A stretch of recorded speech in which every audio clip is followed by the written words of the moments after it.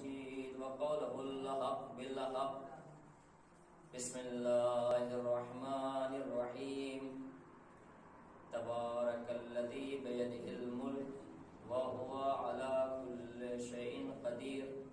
الذي خلق الموت والحياة ليبلوكم أيكم أحسن عملا. صلوات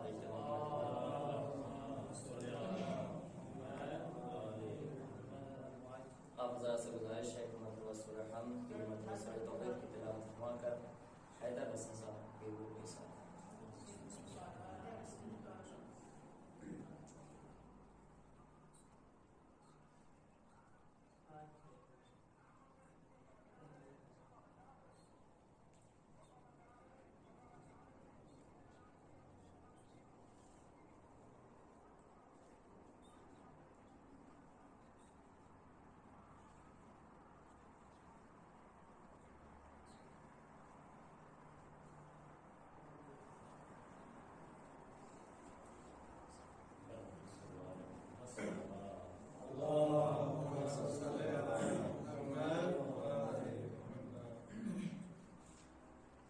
محترم سامعین کرام، عزیزان معصوم کربلا،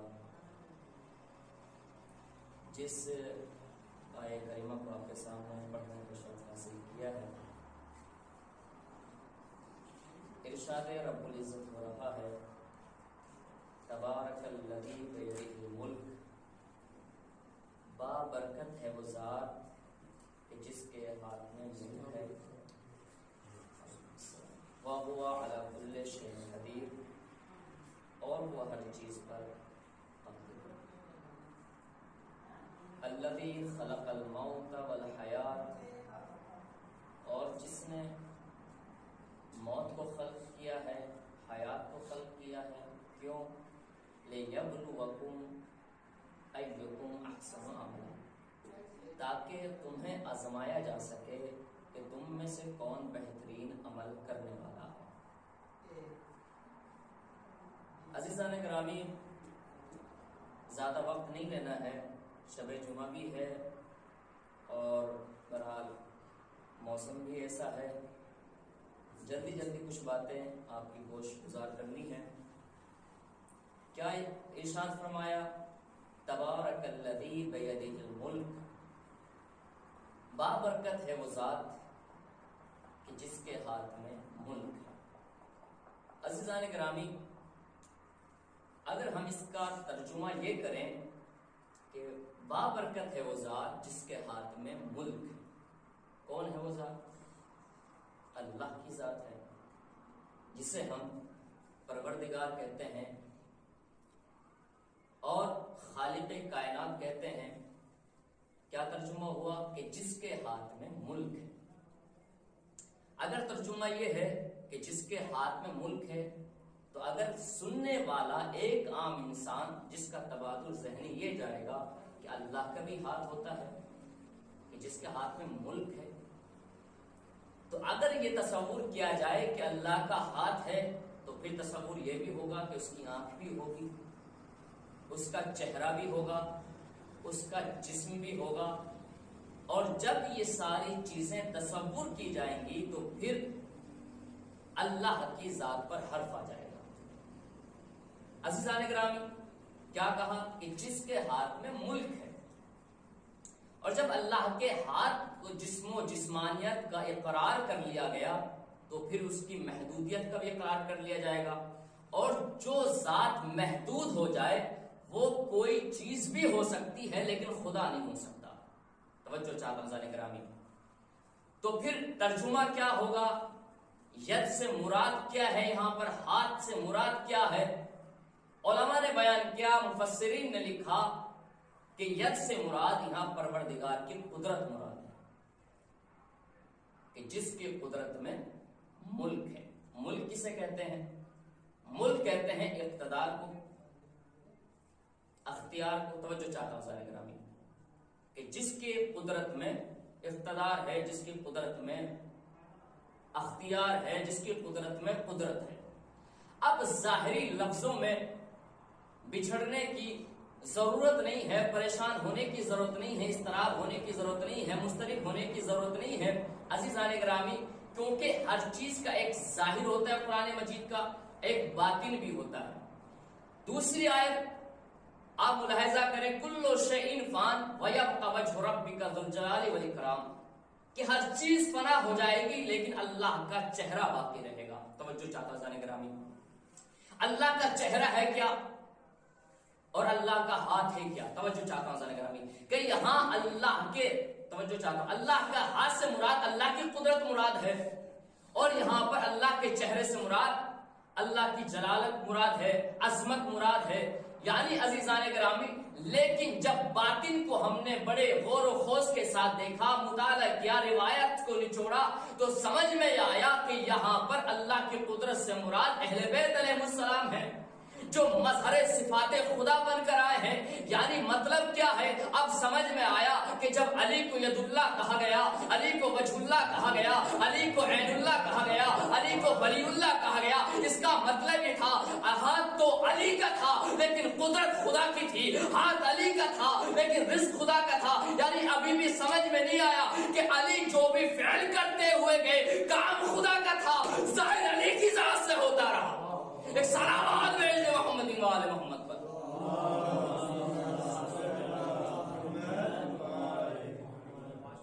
यानी यद से मुराद कुदरत। अब वो परवरदिगार किस शे के जरिए से अपने कुदरत को आश्कार करे, वो अब उसका अख्तियार है।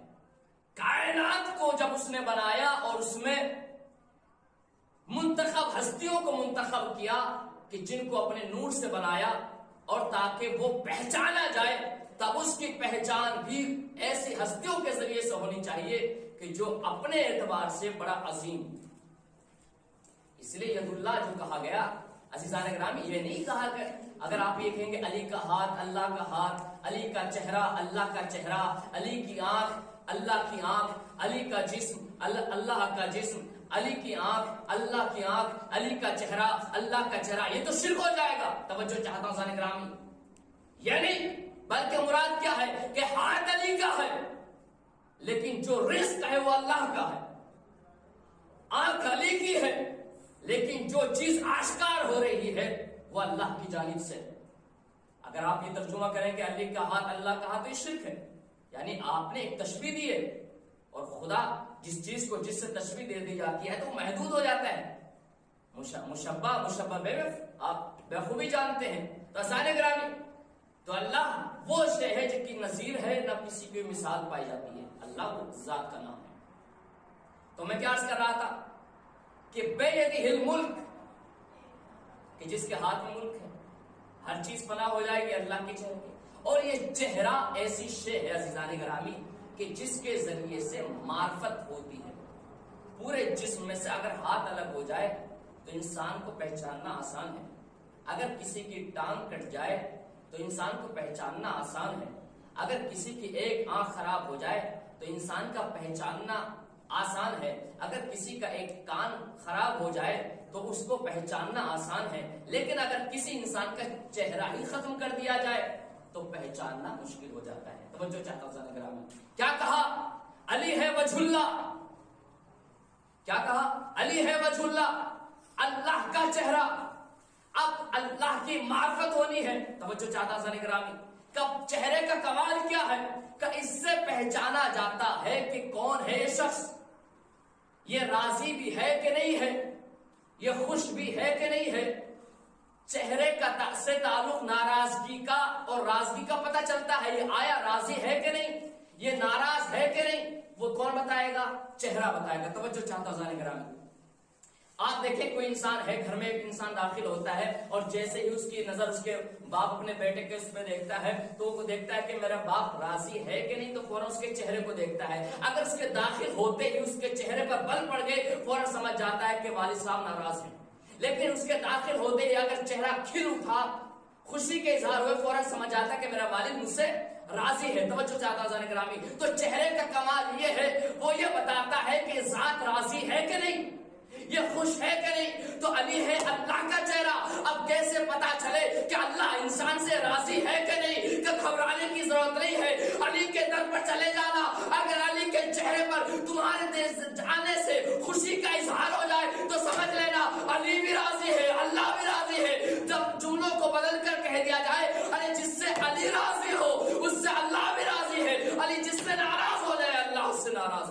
ہے. ایک سلامات بھیج دے محمد والے محمد.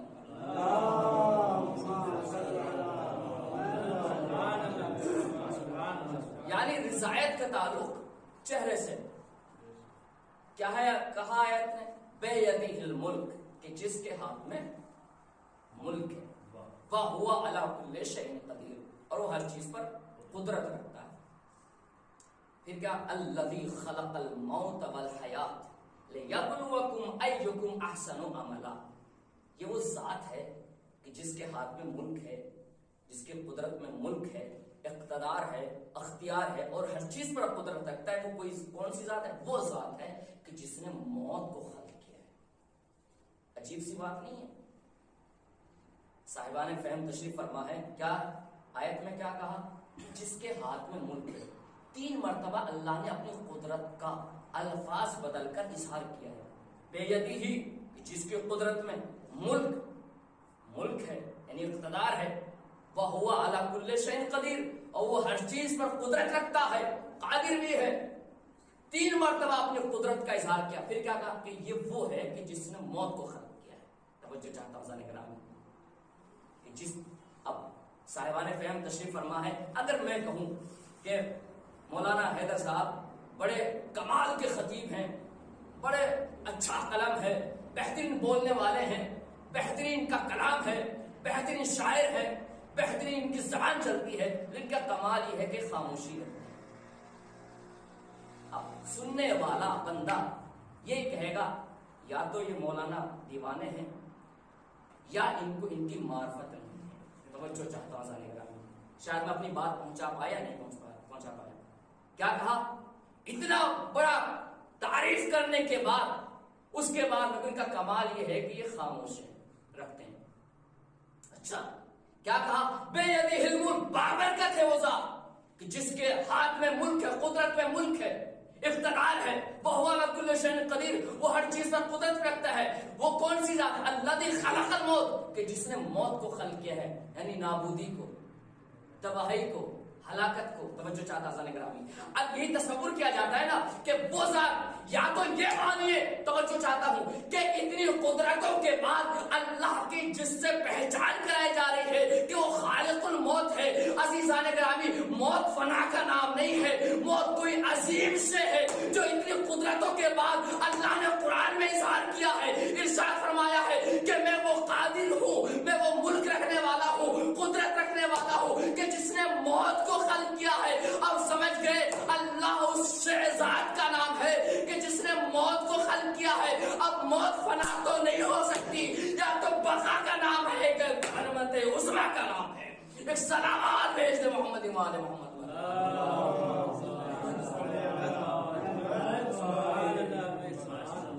اتنی قدرتوں کے بعد جب خدا کہے کہ میں قادر ہوں ہر شے پر، اس کے بعد کہے کہ الذی خلق الموت، کہ جس نے موت کو خلق کیا ہے.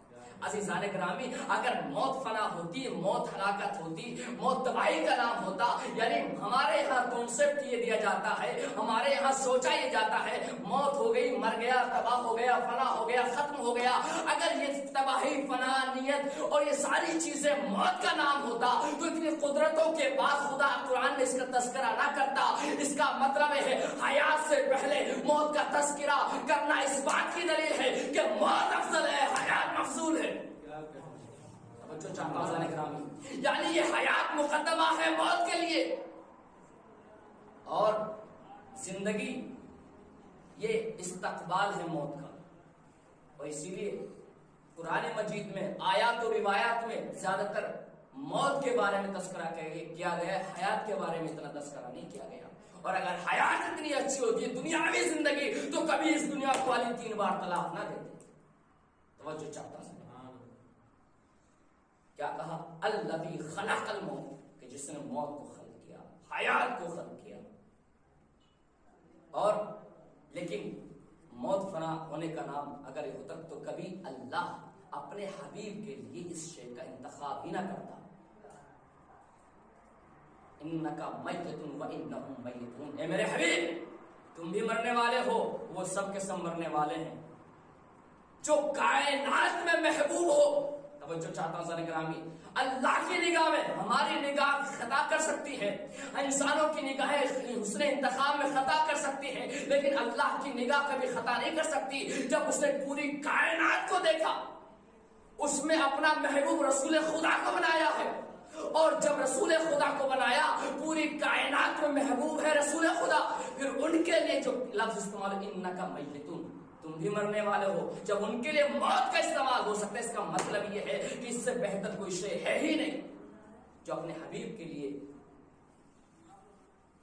خدا نے استعمال کیا ہے۔ عزیزان گرامی، موت فنا ہونے کا نام نہیں ہے، موت بقا ہونے کا نام ہے۔ اصالِ ثواب کی مجلس ہے، عزیزان گرامی، خدا ان کے درجات کو بلند کرے۔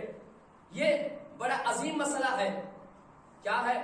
موت کو خلق کیا، حیات کو خلق کیا، کیوں؟ تاکہ تمہیں آزمایا جا سکے کہ تم میں سے بہترین عمل کرنے والا کون ہے۔ موت اور حیات کا فلسفہ ہمارے یہاں کچھ اور سمجھا جاتا ہے۔ کیا زندگی کیا ہے؟ کہ چلنا پھرنا، اٹھنا بیٹھنا، کھانا پینا، سونا، اسے زندگی کہتے ہیں۔ توجہ چاہتا ہوں سنے گرام، اگر یہ زندگی ہے پھر یہ قرآن کی روز سے مختلف ہے۔ قرآن نے کچھ زندوں کو مردہ کہا ہے، توجہ چاہتا ہوں سنے گرام۔ اور اگر جس سے ہم اپنے کاندھوں پر اٹھائے پھر رہے ہیں اسے ہم موت سمجھتے ہیں، تو قرآن نے کچھ مردوں کو زندہ کہا ہے۔ بل احیاء عند ربہم یرزقون، کہ خبردار جو اللہ کی راہ میں مر گئے ہیں ان کو مردہ نہ سمجھنا، بلکہ زندہ ہے، پروردگار کی طرف سے رزق پا رہے ہیں۔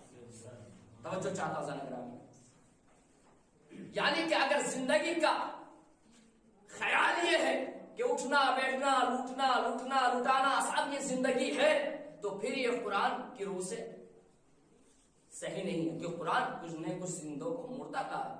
اور اگر ہم جسے ہم دفنانے کے لیے لے جا رہے ہیں قبر میں اتار دیا گیا، مٹی ڈال دی گئی، ہم کہیں مر گئے، تو قرآن سے زاویہ اس سے کچھ مختلف ہے۔ قرآن نے کہا کہ کچھ مردوں کو زندہ کہا ہے۔ عزیزان گرامی، آپ دیکھیں قرآن کی تفسیر کا مطالعہ کریں، جب جنگ عہد سے لوگ بھاگ کر رسول خدا کے پاس آئے، بھاگتے ہوئے، ہانپتے ہوئے، دوڑتے ہوئے، یا رسول اللہ ہم سے معذرت ہو گئی، یا رسول اللہ ہم سے غلطی ہو گئی، یا رسول اللہ ہمیں معاف کر دیجئے، بڑے ہانپتے ہوئے، سانسیں پھولی ہوئی ہیں۔ اب جیسے ہی بزم رسول میں پہنچے، فوراً جبرائیل نازل ہوا اور کہا، یا رسول اللہ، اے حبیب خدا، ان مردوں سے کلام نہ کرنا۔ توجہ، آپ نے جملے پر غور نہیں کیا۔ کیا کہا؟ دوڑتے ہوئے آئے تھے، ہانپتے ہوئے آئے، سانسیں پھولی ہوئی ہیں، ہاتھوں کو جوڑے ہوئے ہیں، ہمیں معاف کر دیجئے، ہم سے خطا ہو گئی، ہم سے غلطی ہو گئی۔ دوڑتے ہوئے آئے، بس میں رسول میں بیٹھے ہوئے ہیں، رسول کے سامنے کلام کر رہے ہیں۔ جبرائیل آ کر کہہ رہا ہے، یا رسول اللہ ان مردوں سے کلام مت کرنا، ان مردوں سے کلام مت کرنا، ان مردوں سے کلام مت کرنا۔ عزیزان گرامی، پتہ یہ چلا کہ کچھ لوگ زندہ رہ کر بھی مردہ ہو جاتے ہیں۔ یعنی کون ہے وہ لوگ؟ جملہ دینے جا رہا ہوں پوری توجہ کے ساتھ۔ اگر کوئی شخص دل میں بغض اہل بیت رکھ کر زندہ رہتا ہے تو قرآن کی روح سے مردہ ہوتا ہے، اگر کوئی محبت اہل بیت دل میں رہ کر مرتا ہے تو قرآن کی نظر میں وہ زندہ رہتا ہے۔ ایک سلام بھیج دے محمد و آل محمد۔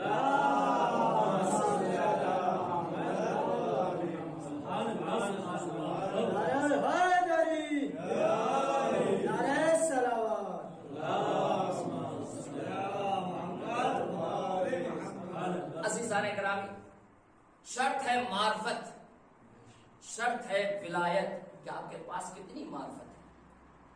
آیت اللہ کاظم قزوینی نے بہترین بات لکھی جب مولائے کائنات کے سلسلے میں مسجد کوفہ کا تذکرہ کرتے ہوئے کہتے ہیں کہ جب مسجد کوفہ ممبر لگا ہوا تھا، لوگ چاہنے والے بیٹھے ہوئے تھے، تو ایک مرتبہ ایک شخص آیا اور کہا، میں آپ کا شیعہ ہوں۔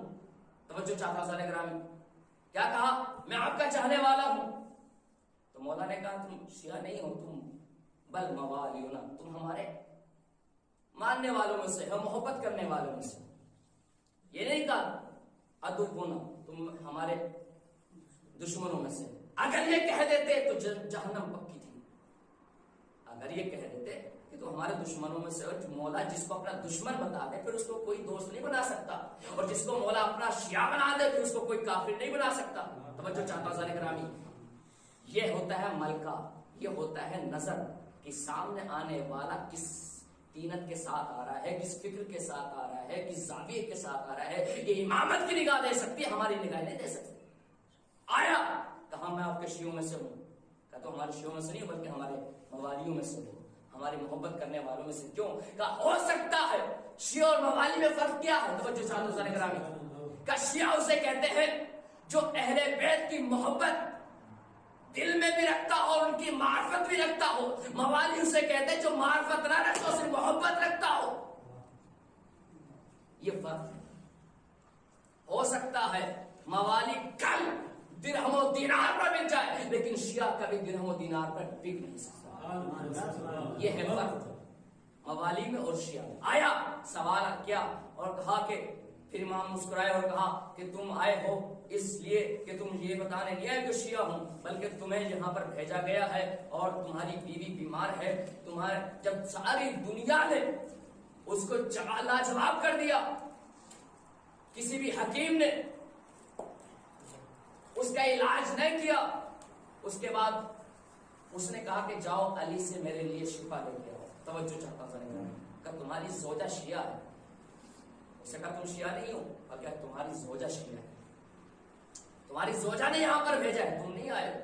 تم دیکھ رہے تھے کہ علی ہو سکتا ہے، یہ ہوتا شک کہ کیا جب پوری دنیا نے لاجواب کر دیا علی کیا شفا دیں گے۔ توجہ چاہتا ہوں یہ شیعہ نہیں ہے۔ جو بھی علی کے بارے میں ذرہ برابر بھی شک کرے وہ شیعہ نہیں ہو سکتا۔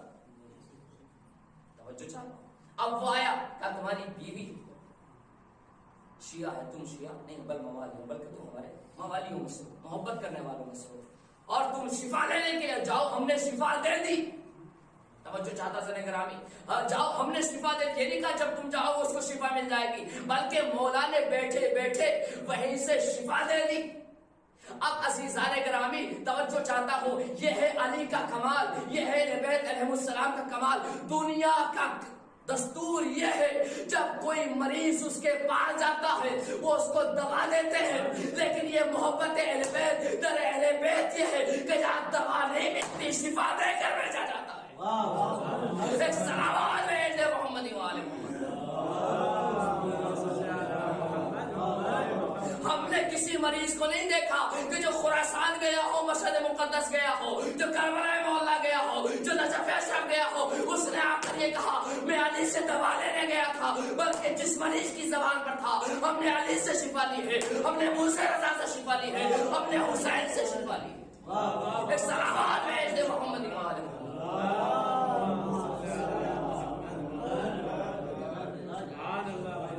یہ اختیار ہر ایک کے ہاتھ میں نہیں بلکہ یہ اہل بیت علیہ السلام کے بیدہ الملک، جس کے ہاتھ میں ملک ہے۔ ہاتھ یعنی قدرت۔ ابھی ہم کہتے ہیں یہ فلاں صاحب ہے، کون؟ کہا بھئی یہ سرکار صاحب بڑے پاور، بڑے ان کے لمبے لمبے ہاتھ ہیں۔ یہ جملہ استعمال کیا جاتا ہے تو ان کے بڑے بڑے ہاتھ ہیں۔ بڑے ہاتھ کا مطلب کیا؟ آستین سے بہت لمبے زیادہ ہوتے ہیں؟ نہیں، بڑے ہاتھ کا مطلب ان کی پاور، ان کی قدرت۔ کیا مطلب؟ کیا یہ صاحب یہیں پر بیٹھے بیٹھے اگر فون کر دیں گے تو کام ہو جائے گا؟ بیٹھے نجف میں ہیں، فون دلی کیا گیا، کام دلی میں ہو گیا۔ بھئی کتنی بڑی پاور ہے، ہزاروں کلومیٹر فاصلے پر۔ توجہ چاہتا ہوں اگر بات پہنچ گئی تو بڑا اچھی بات ہوگی کہ بیٹھے بیٹھے ہزاروں کلومیٹر دور انہوں نے مسئلہ حل کرا دیا۔ کہ اس ان کے بڑے ہاتھ ہیں، مطلب کہ ان کی پاور اتنی ہے، قدرت اتنی ہے۔ اب بیدہ الملک کا مطلب سمجھے کہ عزیزان گرامی اگر کوئی توسل علی سے چاہے مشرق میں کرے تو مغرب میں کرے، نجف میں علی ہے لیکن شفا مشرق میں بھی مل رہی ہے، شفا مغرب میں بھی مل رہی ہے، حاجتیں وہاں بھی پوری ہو رہی ہے، حاجتیں یہاں بھی۔ ایک سلامات بھیج دے محمد وآل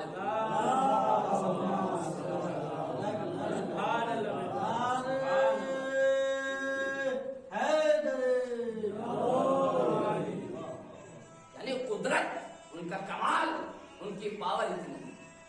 عزیزان گرامی یہ ساری چیزیں کس کے اوپر ہیں؟ معرفت کے اوپر ہے۔ اگر معرفت ہے خدا کی قسم تو یہاں معراج عطا کر دی جاتی ہے، منزل معراج پر پہنچا دیا جاتا ہے، اور یہ اس شرط پر ہے جب آپ کے دل میں محبت کے ساتھ ساتھ معرفت بھی ہو۔ جب آپ جملہ پڑھتے ہیں زیارت میں، جب صحن کے جملہ جب زیارت پڑھتے ہو، جو صحن ہے مولا کائنات میں جا کر ایک جملہ ہے، اس میں کہا کہ الحمدللہ الذی اسری بعبدہ، توجہ چاہتا ہوں سارے گرامی، یہ سب تعریفیں ہیں اس ذات کے لیے، اس اللہ کے لیے کہ جس نے اپنے شہروں کی سیر کرائی۔ صاحب شرح لکھتے ہیں کہ اس سے مطلب کیا ہے؟ الحمدللہ الذی اسری بعبدہ، بڑا معرفت سے لبریز ہوا جملہ ہے، شاید کسی کام آ جائے۔ کیا سب تعریفیں اس اللہ کے لیے ہے جس نے اپنے شہروں کی سیر کرائی۔ وہ لکھتے ہیں کہ سیر کب ہوتی ہے؟ وہ کہتے ہیں کہ سیر اس وقت کرائی جاتی ہے جب کسی کو معراج پر لے جایا جاتا ہے۔ شاید بات پہنچ پائی یا نہیں پہنچ پائے ذرا گرامی، اپنے ذہنوں کو مجھ سے جوڑ لیجئے گا۔ تاریخی حکومت دیکھیے، ایک منزل تک لے جانا چاہتا ہوں۔ کیا کہا کہ تعریف ہے اس اللہ کے لیے جس نے اپنے شہروں کی سیر کرائی۔ صاحب شاہر زیارت لکھتے ہیں، وہ کہتے ہیں کہ سیر اس وقت کرائی جاتی ہے جب کسی انسان کو، جب کسی شخص کو معراج پر لے جایا جاتا ہے۔ دلیل یہ ہے کہ جب رسول کو معراج پر سیر کرائی گئی، پھر منزل معراج پر لے جایا گیا، سبحان اسرا کا لفظ استعمال کیا گیا، سبحان الذی اسری بعبدہ، جو اس پاک و پاکیزہ ہے وہ ذات جس نے اپنے عبد کو سیر کرائی۔ کا سیر اس وقت کراتا ہے پروردگار کہ جب کسی کو معراج پر لے جانا ہوتا ہے۔ اب حبیب خدا کی معراج یہ تھی کہ ان کو سدرۃ المنتہا تک لے جایا گیا، ہمشیوں کی معراج یہ ہے نجف اشرف تک لایا گیا۔ ایک صلوات ہے محمد وآل محمد۔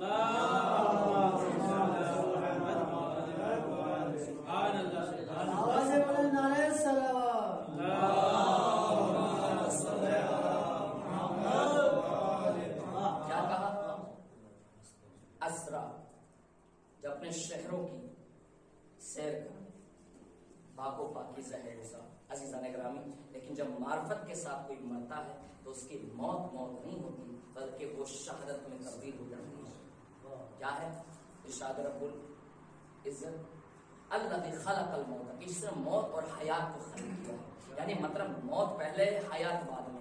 ہمارا تصور یہ ہوتا ہے کہ ہم پہلے زندہ ہیں پھر مرتے ہیں، لیکن قرآن کا زاویہ کچھ الگ ہے کہ پہلے موت ہے پھر حیات ہے، یعنی اصلی حیات بھی اس وقت شروع ہوتی ہے جب آپ موت کے ڈگار میں پہنچ جاتے ہیں، موت کے آغوش میں چلے جاتے ہیں، وہاں سے آپ کی اصل زندگی شروع کی جاتی ہے، وہاں سے آپ کی اصل یہ کیا ہے؟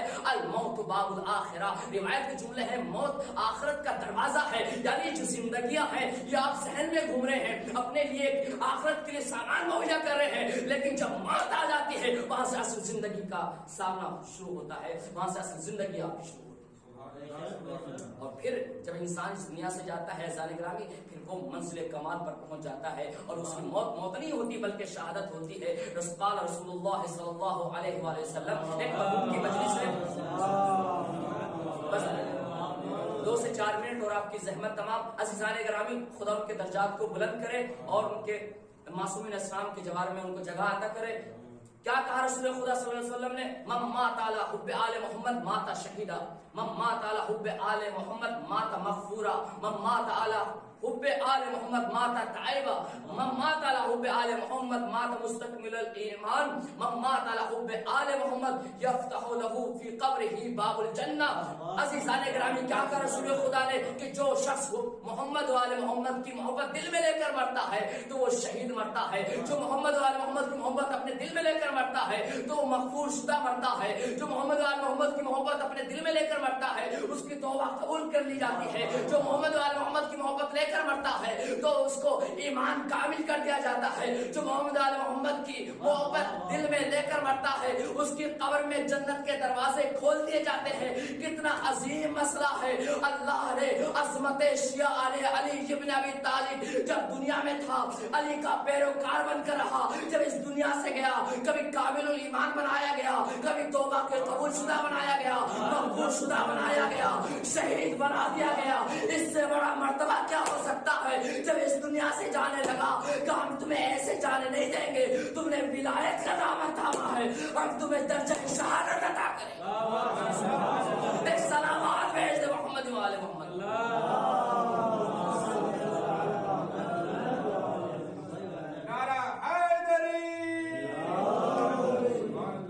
عزیزان گرامی کیا کہا کہ تم نے ولایت کے ساتھ زندگی بسر کی ہے تو ہم تمہیں درجہ شہادت انعام میں عطا کریں گے. کائنات میں اس سے بڑا کوئی عہدہ نہیں ہے, کائنات میں اس سے بڑا منصب کوئی نہیں ہے جو منصب شہادت ہے.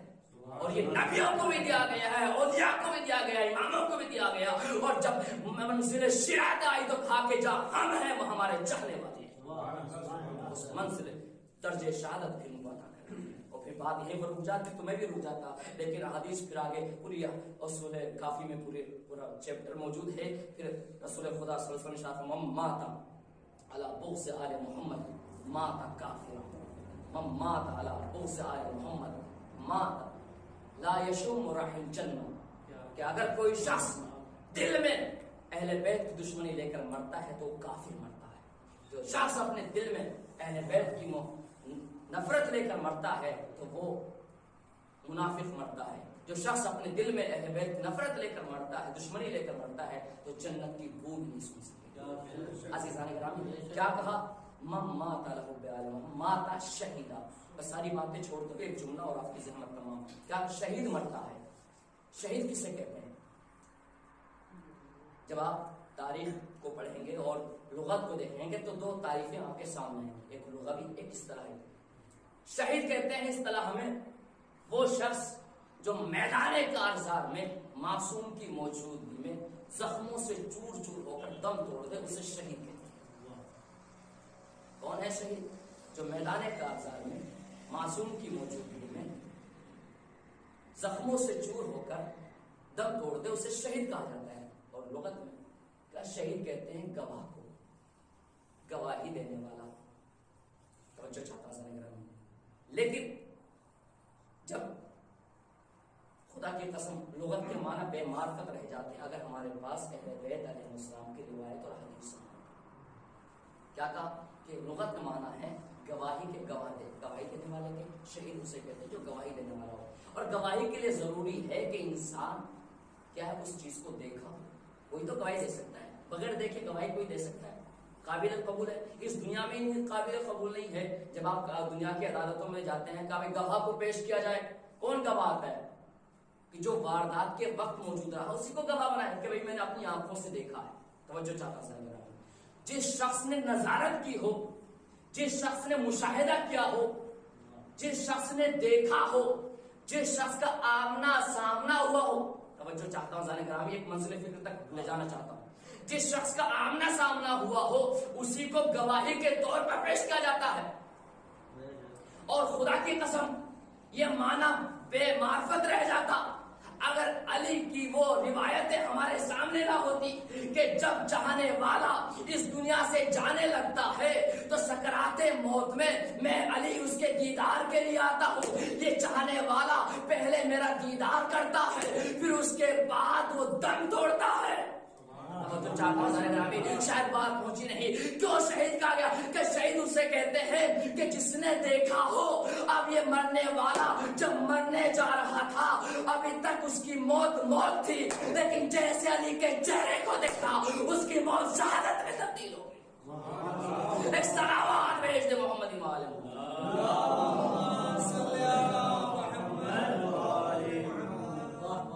یہ ہے مرتبہ. اور عزیزان گرامی موت حقیقت کا نام ہے لیکن جس کو فراموش نہیں کیا جا سکتا. اور یہ موت واقعاً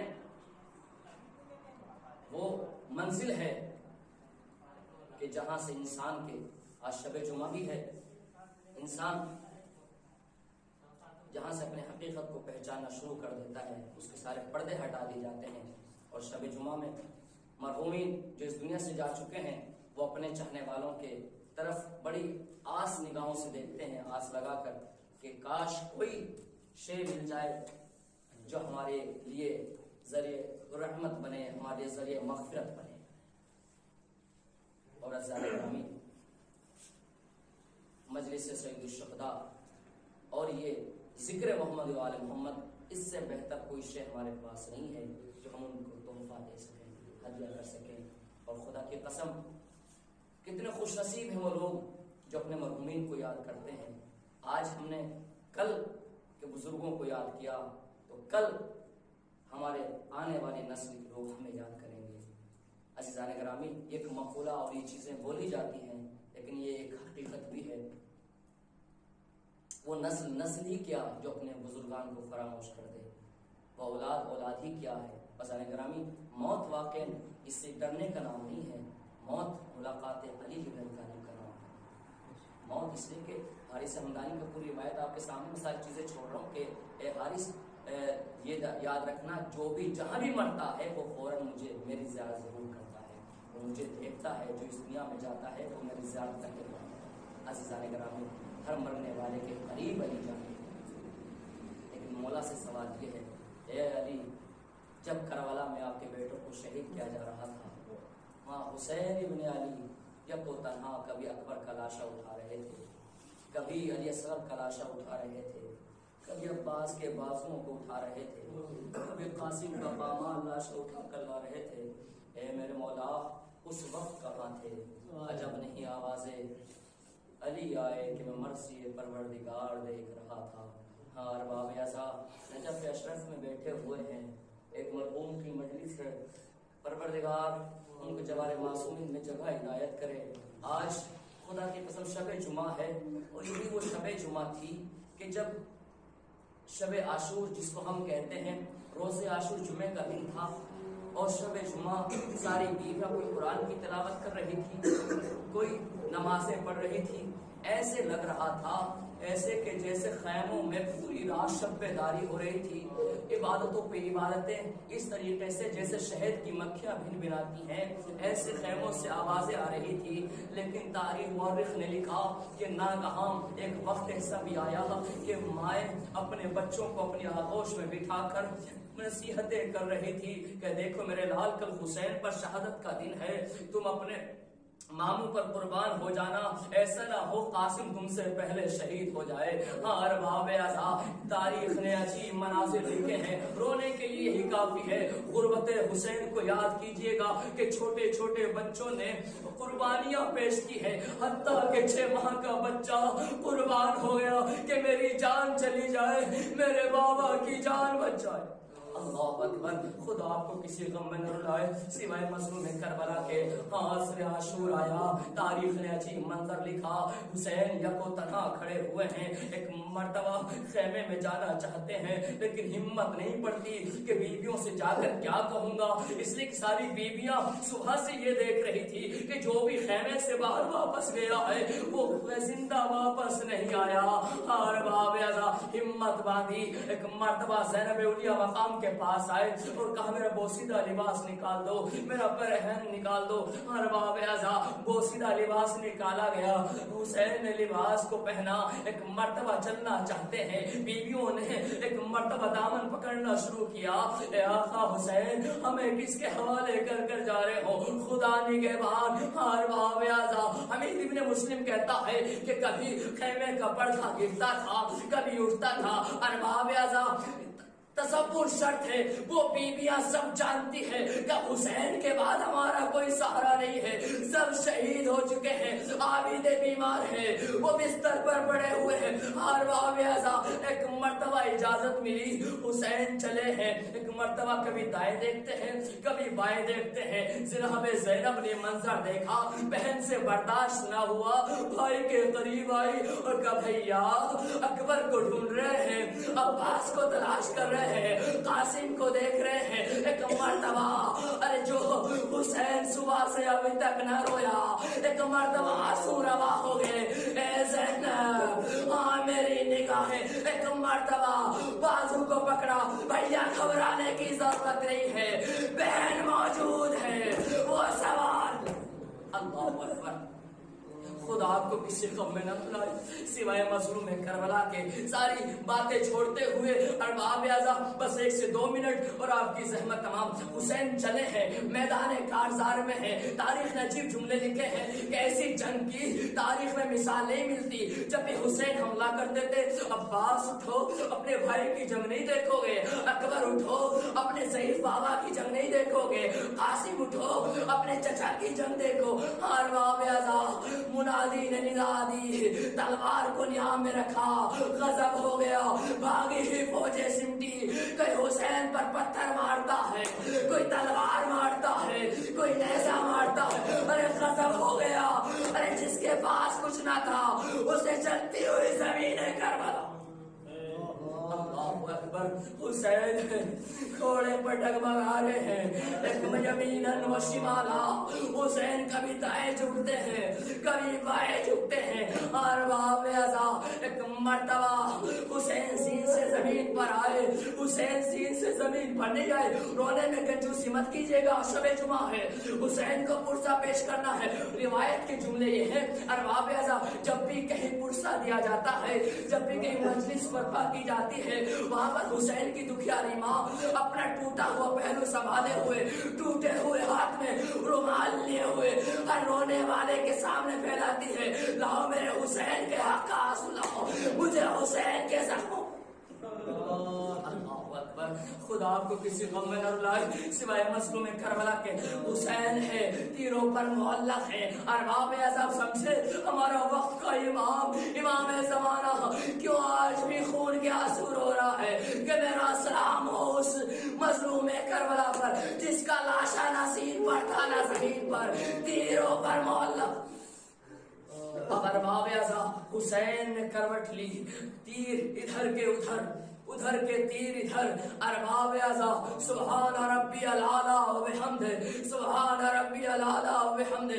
हुसैन सजदे में है, गश का आलम जारी है। अरबाब अज़ा एक मर्तबा लश्कर यजीद में खलबली मची हुई है कि इतने तीर चलाए गए हैं, इतने हुसैन को नेज़े मारे गए हैं, इतनी तलवारों से वार किया गया है, हुसैन का एक भी जिस्म का हिस्सा बाकी नहीं है। एक मर्तबा लश्कर यजीद फिक्र में है कि हुसैन जिंदा है कि मर गए, कैसे पता चले। कयामत का जुमला कहने जा रहा हूँ, बर्दाश्त कर सके तो कर लीजिएगा। एक मर्तबा उमर साद ने कहा, अगर तुम्हें पता करना है कि हुसैन जिंदा है कि मर गए, बस हुसैन के करीब जाकर ये कहो, ज़ैनब की रिदा छीन ली गई, ख़ैमों में आग लगा दी गई। अगर हुसैन जिंदा होंगे बर्दाश्त न कर सकेंगे, जिंदा आगे बढ़ा, चलो ज़ैनब की रिदा लूट ली जाए। एक मर्तबा हुसैन ने जख्मी हाथ बुलंद किया, खबरदार खेमों का रुख न करना, अभी हुसैन।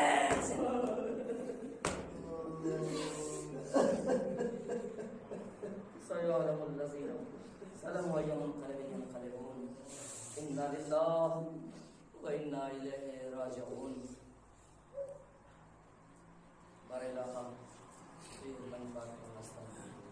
हमारी इस मुख्तसर सिलसिला को कबूल फरमा।